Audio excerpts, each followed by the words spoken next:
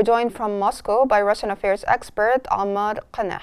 Mr. Ammar, thank you so much for joining us on Q News. And first off, how significant are new sanctions on Russian liquefied natural gas and mining industries?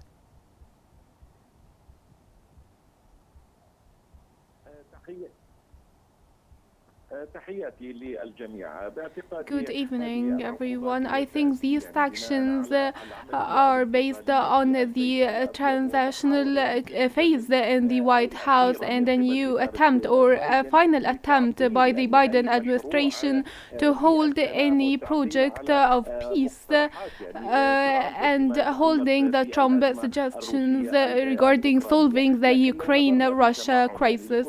And if we look closely to all of these sanctions, I think it's not really feasible or harmful to the Russian economy, let alone the 15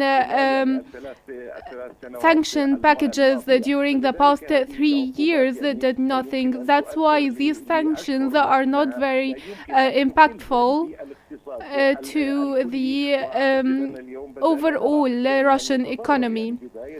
And those affected are only the Western companies, including the Serbian companies. That's why the U.S. Stressed that they do not want to harm these companies, but they only want to affect the Russian economy. These sanctions are only political more than economical. Now, from a military perspective, President Biden speaks Ukraine's resilience, while military experts disagree given the battlefield situation for Ukraine. From where does Biden retrieve this optimism?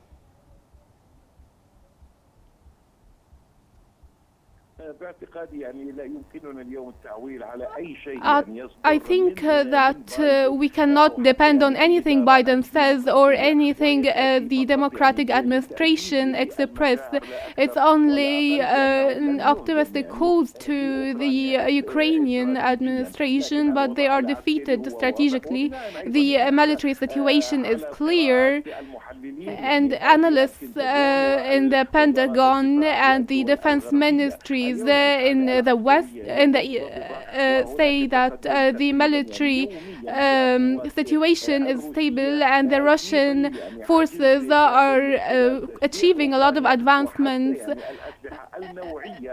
during the lack of weapons on the Ukrainian side. The U.S. also holding tankers, and the F-16 plans did not advance the situation on the ground. The Biden statements are only the farewell statements that he was not defeated in Ukraine. Now, German Chancellor Olaf Scholz has blocked a proposal to send military aid to Ukraine worth 3 billion euros. How might the delay in providing Ukraine with additional weapons affect its military position, given the Russian army's daily advance in eastern Ukraine?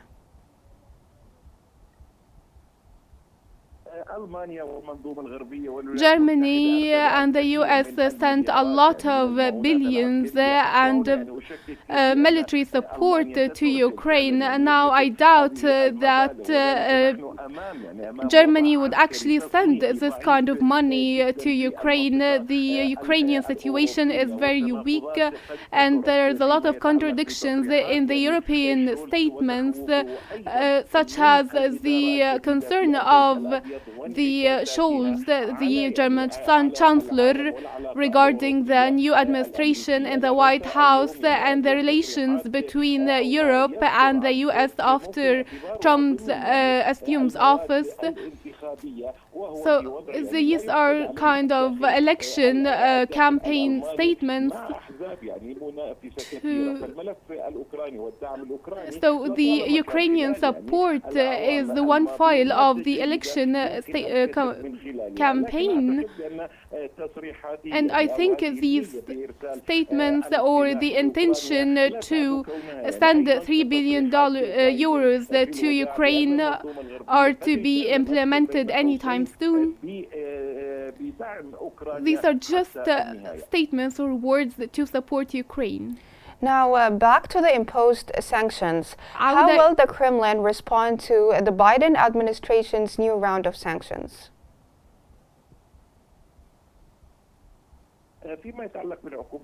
Regarding the sanctions, the sanctions are imposed on Russia since 2014,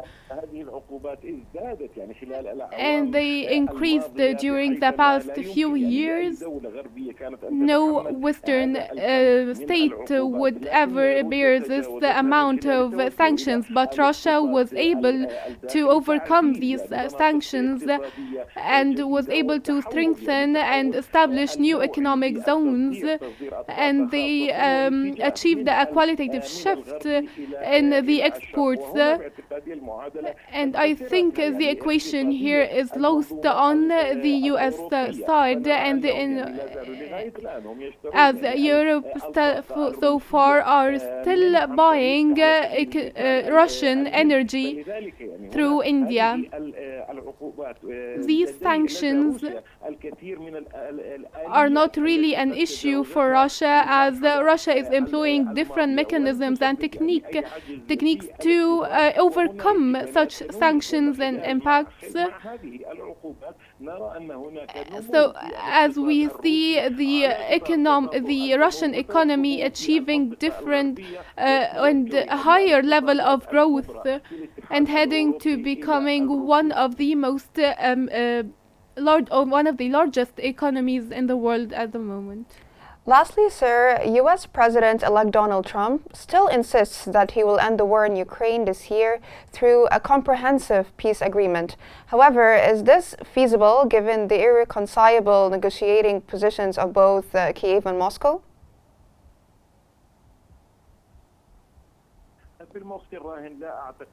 I don't think this is possible at the moment, because we are at a geopolitical crossroads, and I don't think President Trump is capable of solving such a crisis. And this conflict is not only between Russia and Ukraine. We see a real desire to stop this conflict and achieving a ceasefire. And this does not go in line with the Russian interests, but it is also related to the security equation in the European region. And there will be a conflict between the Trump administration, represented in the White House, and the Pentagon, which insists on stopping all the political crises, and this disagreement will go even further. In my opinion, it will not be solved. Sorry for interrupting you, sir, due to shortage of time. That was Russian affairs expert Ammar Qanah. Thank you so much for your insights and for all the information you provided us with.